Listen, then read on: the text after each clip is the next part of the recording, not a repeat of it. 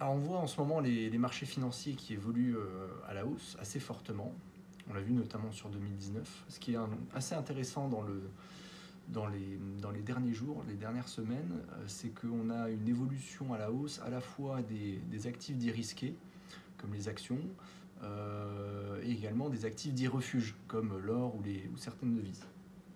Normalement, ce sont les actifs refuges et les actifs risqués évoluent en sens inverse en principe. C'est un système de vase communicant.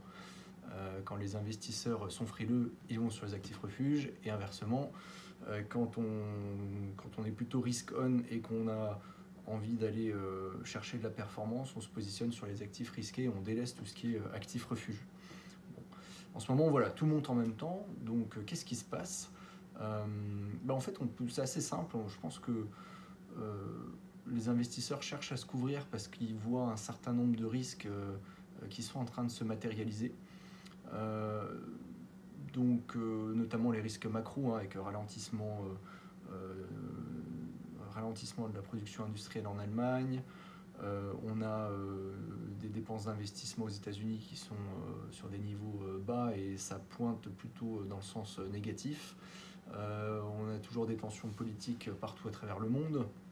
Il y a vraiment un certain nombre de sujets qui inquiètent. Il y a le ralentissement de la croissance chinoise également, et ça date d'avant le coronavirus. C'est un gros sujet. Donc le coronavirus ne va vraisemblablement rien arranger. Donc voilà, tout ça est assez préoccupant, et c'est pour ça que les investisseurs peuvent chercher à se couvrir en achetant des valeurs refuges. De l'autre côté, ils achètent en même temps des actifs risqués. Alors, pourquoi? Finalement, c'est là encore assez simple. C'est que globalement, on a des banques centrales qui nous ont dit qu'on ne serait jamais lâché et qu'on serait couvert si jamais les choses se passaient mal. On a Jérôme Powell qui est encore intervenu il y a quelques jours pour nous l'indiquer. Et donc, globalement, les investisseurs, la communauté spéculative mondiale pensent être couverts par les banques centrales, si jamais les choses venaient à se dégrader sur les marchés financiers. Donc, c'est une stratégie, acheter des actifs risqués, c'est une stratégie qui a été plutôt payante au cours de ces derniers mois. On a une année 2019 qui a été exceptionnelle. Et ça pourrait encore continuer, parce que justement les banques centrales ont encore de la marge de manœuvre, hein, contrairement à ce qu'on entend ici et là. On pourrait avoir des nouvelles innovations monétaires, hein. On pourrait avoir une BCE qui rachète directement des actions sur le marché, comme le fait aujourd'hui la Banque centrale japonaise. On pourrait avoir une Fed qui baisse ses taux, on pourrait avoir le budgétaire qui rejoint le monétaire avec des nouveaux plans d'infrastructure ou des Green New Deal, des choses comme ça qui seraient financées par l'argent des banques centrales et qui pourraient permettre de, entre guillemets, jouer les prolongations. Euh, donc voilà, il y a un certain nombre de choses. On pourrait aussi alléger les réserves obligatoires des banques, etc. Il y a ce qui se fait déjà en Chine, mais pas en Europe. Mais donc il y a un certain nombre de choses qui pourraient effectivement pousser les marchés encore plus haut. Alors ceci étant dit, on arrive quand même sur des niveaux de valorisation qui peuvent être regardés comme extrêmes. Même s'il y a de fortes disparités dans le marché action. Alors si on raisonne en moyenne pour le moment, regardons un des indicateurs, on va dire, les plus courants pour évaluer le niveau de valorisation des actions, c'est le PER, hein, le Price Earning Ratio, qui est en fait le ratio cours-bénéfice qui permet de comparer en fait combien d'années de bénéfices vous allez acheter, vous allez payer plutôt le prix d'une action. Donc aujourd'hui, on voit que par exemple, si on raisonne en termes de PER, sur le S&P 500, on achète en moyenne les actions 19 fois les bénéfices, alors que justement leur moyenne historique elle est de 13,5.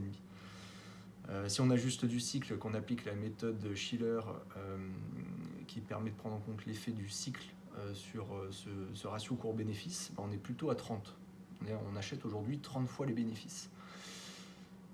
Donc ces PER élevés en soi, ils contiennent une promesse de délivrer des bénéfices, parce que pour justifier de ces niveaux de valorisation, en fait, c'est assez simple, hein.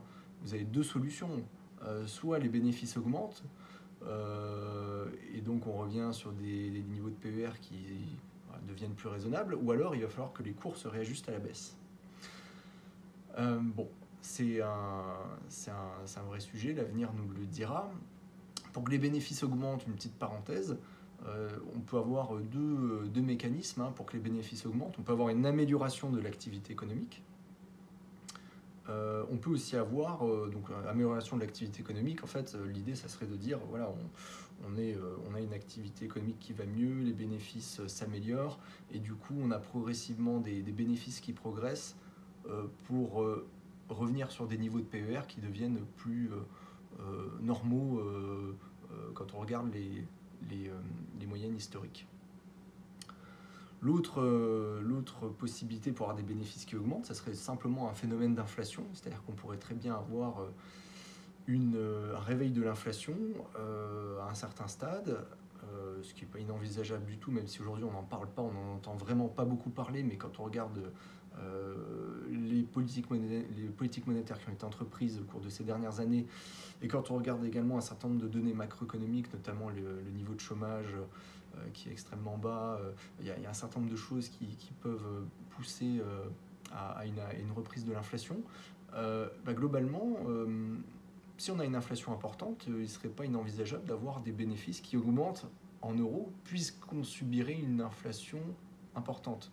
Et dans ce cas-là, on est plus dans une logique d'être payé en bénéfices en monnaie de singe. Bon, ça c'est un sujet qu'on aura peut-être l'occasion de voir par la suite. Je suis même persuadé qu'on y reviendra.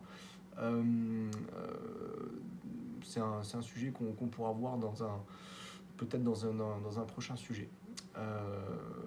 Donc globalement, on a des PER qui sont assez élevés. Alors après, c'est une moyenne. Il faut bien percevoir aussi sur ces marchés le fait qu'on a des écarts sectoriels, voire intrasectoriels, qui sont relativement importants.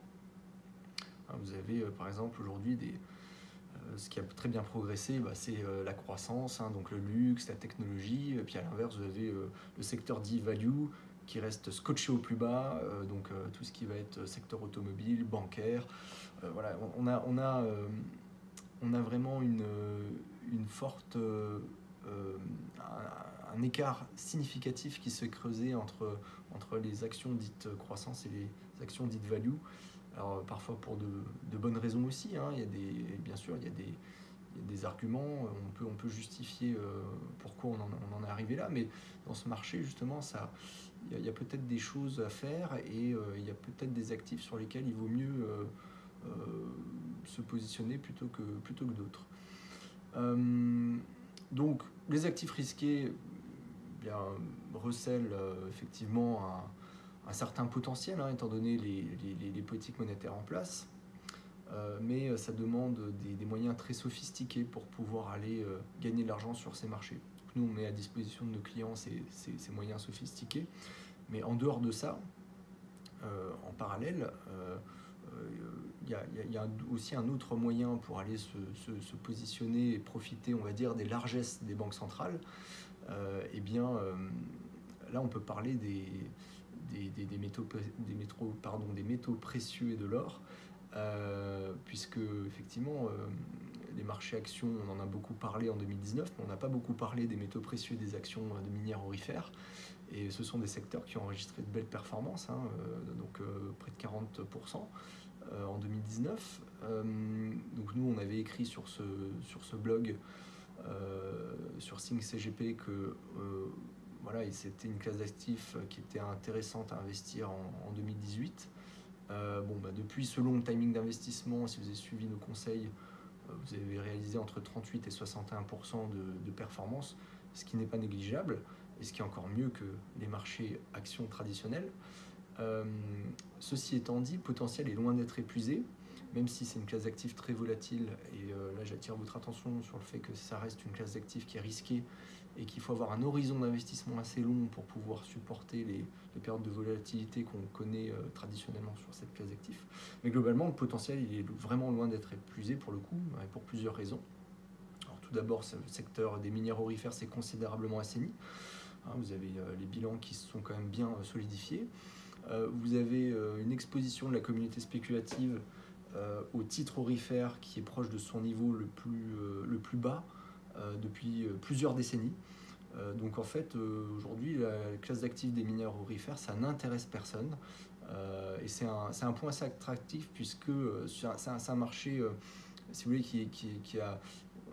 On a des prémices, c'est pas forcément, on peut pas dire que ce soit un marché haussier pour l'instant, mais en tout cas, si on a des cours de l'or qui évoluent à la hausse, et qu'on commence à avoir des investisseurs institutionnels qui se positionnent sur la classe d'actifs des mines d'or, on peut vite avoir un effet d'entraînement qui peut être assez intéressant avec un effet de base qui est pour le coup considérable. Donc il faut bien garder à l'esprit qu'aujourd'hui tout est cher, les marchés des actifs risqués, les marchés immobiliers, enfin tout a monté. Et c'est rare les endroits où il y a encore une certaine valeur intrinsèque accessible à bon prix. Et donc, voilà, à mon avis, si on est dans un marché haussier sur l'or, là, on est peut-être vraiment qu'au tout début. Donc, c'est effectivement peut-être une période intéressante pour se positionner. L'or est une valeur refuge qui peut progresser en période troublée. Donc, c'est-à-dire que l'or, ça peut aussi servir de décorrélation dans un portefeuille. Et les mines d'or, qui sont elles corrélées à l'évolution de l'or, peuvent éventuellement avoir un comportement intéressant en cas de correction des marchés financiers. Alors la classe d'actifs, elle est également intéressante en cas de reprise de l'inflation, dans un contexte où les banques centrales seraient tétanisées par les risques d'une remontée de taux sur la stabilité financière. Puisque l'or en profiterait dans ce cas-là de manière massive. C'est-à-dire que si vous avez l'inflation qui repart et les banquiers centraux qui se disent normalement on devrait remonter les taux parce que l'inflation repart, mais on ne peut pas parce qu'on a trop d'endettement, on a trop de pression des marchés financiers, on ne peut pas remonter les taux. Alors là, pour le coup, c'est vraiment le scénario de jackpot sur l'or. En revanche, il faut bien prendre en compte qu'on peut avoir une période intercalaire pendant laquelle, si on a une remontée de l'inflation, potentiellement, ça peut être assez désagréable pour l'or si les banquiers centraux tentent dans un premier temps une petite remontée des taux. Voilà. Mais le point principal sur la classe d'actifs des mines d'or, selon moi, c'est vraiment la possibilité de se protéger, de se décorréler dans un environnement de taux réels négatifs. Je m'explique. En fait, on a eu des politiques monétaires qui ont été extrêmement accommodantes au cours de ces dernières années. Et du coup, aujourd'hui, les taux sont à des niveaux zéro, voire négatifs. Et on l'a constaté fin 2018 avec la correction des marchés, c'est très difficile de remonter les taux.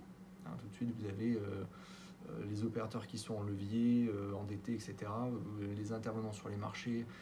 C'est très compliqué de faire passer une remontée de taux. Donc on est probablement dans un environnement de taux qui est durablement négatif, même si, encore une fois, on peut assister à des périodes d'essai, on peut avoir des tentatives, mais globalement, avec tout ce qu'on a fait au cours de ces dernières années, ça va être extrêmement difficile de revenir à des conditions monétaires normales. Globalement, il va falloir en faire toujours plus. On est pris dans un engrenage. Le système financier et le système global est extrêmement endetté en fait. Et donc du coup, c'est très compliqué de remonter les taux dans cet environnement-là, sauf à imaginer des défauts massifs, notamment quand on voit aujourd'hui l'endettement des entreprises privées. Donc l'or, quelque part, constitue une protection par rapport à ça, puisque l'or évolue à l'inverse des taux. Quand vous avez des taux qui baissent, quand vous avez des manœuvres monétaires extrêmes, c'est extrêmement favorable à l'or, qui lui, l'or ne rapporte rien, il n'y a pas de coupon, au contraire d'une obligation. Mais justement, quand vous avez des taux qui baissent, eh bien, le coût d'opportunité de détention de l'or baisse, et ça le rend beaucoup plus intéressant. Donc c'est un vrai moyen de se protéger dans un environnement de taux réels négatifs, à mon avis, on va vraiment vers ça, sachant que là, on y est déjà, on est dans le prolongement, on est déjà dans les innovations monétaires, puisque rien qu'en regardant là, ces dernières semaines, vous avez eu des interventions massives de la Réserve fédérale américaine sur les marchés des repos. Elle a injecté près de 450 milliards de dollars en 5 mois. Et quand vous regardez la Chine, alors là c'est caricatural, ils ont injecté près de 300 milliards d'équivalents dollars dans le système en seulement quelques jours. Donc pour terminer sur la classe d'actifs des mines d'or, voilà, il ne faut pas oublier que c'est une thématique qui est très volatile. Il faut disposer d'un horizon d'investissement assez long et voilà, il faut pouvoir absorber les pertes intercalaires éventuelles. Et ça, c'est très important. Alors après, il y a d'autres thématiques d'investissement qui recèlent un potentiel de performance intéressant. Comme on l'indiquait tout à l'heure, les distorsions qui sont créées notamment entre les valeurs de croissance et les valeurs dites décotées, ça peut être mis à profit dans les portefeuilles. Donc plus que jamais, la sélectivité, la flexibilité seront les maîtres mots selon moi en 2020. Et sur le marché des actifs financiers, et plus particulièrement sur les actifs risqués, il faudrait être vraiment réactif, et plus réactif que les autres, pour éventuellement sortir de la vague dès les premiers signaux de difficulté, pour peu que l'on soit sur une allocation dynamique exposée au risque. Donc si on est sur une allocation exposée au risque, il faut avoir la capacité effectivement de se couvrir. Donc lors d'un prochain article, je vous propose de voir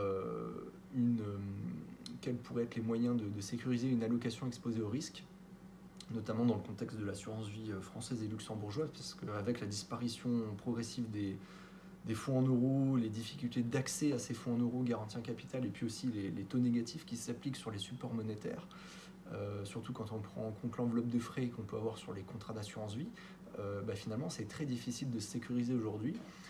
Donc on pourra voir dans un prochain article comment effectivement on peut se positionner pour sécuriser un portefeuille. Je vous remercie pour votre attention et je vous dis à très bientôt.